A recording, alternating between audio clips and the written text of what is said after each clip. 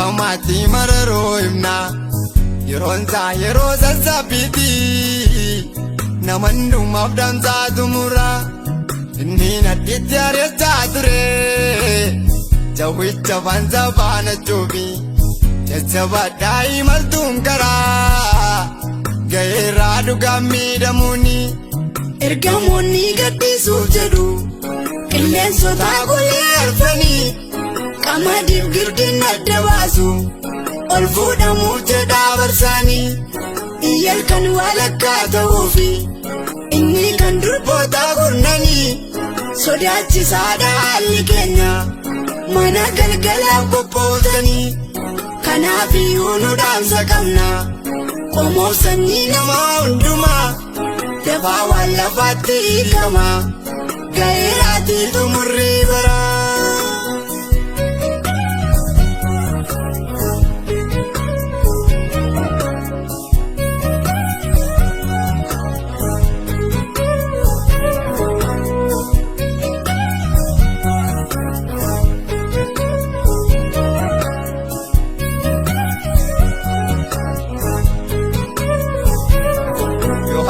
Mul'atan kan argee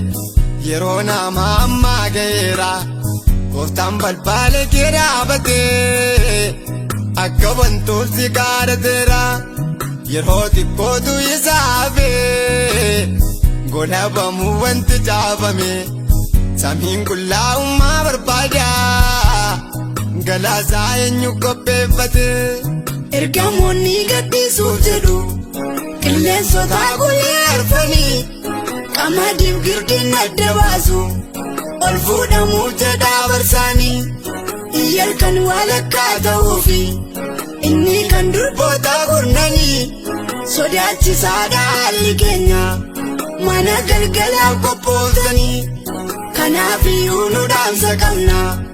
qomoof sanyii namaa hundumaa dafaa waan lafaatti hiikama ga'eeraatii xumurrii baraa.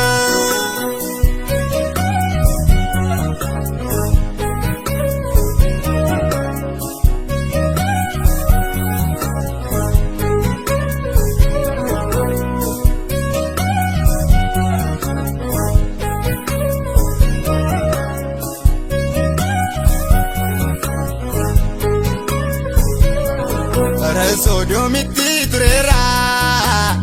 lallabni bara keenyaa kuni abiddatu lafaa qulleessa lubbuu keessan oolchaa jechuuni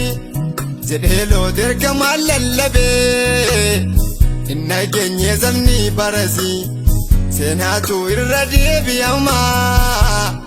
indagatina gaarrasi ergamoonni gaddisuuf jedhu qilleensota golee arfanii qamadiif girdin adda baasu ol fuudhamuuf jedhaa barsaanii iyyal kan walakkaa ta'uufi inni kan durboota gurnanii sodaachisaadha haalli keenya mana galgalaaf qophootanii kanaafiyyuu nu dhaamsa qabna qomoof sanyii namaa hundumaa dafaa waan lafaatti hiikama ga'eeraatii xumurrii baraa.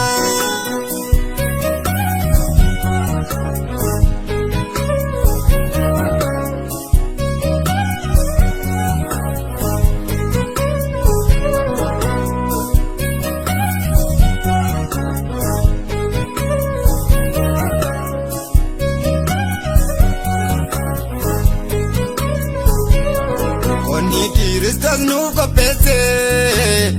warra qulqulloota wajjinii yoo torii miti dhaalli samii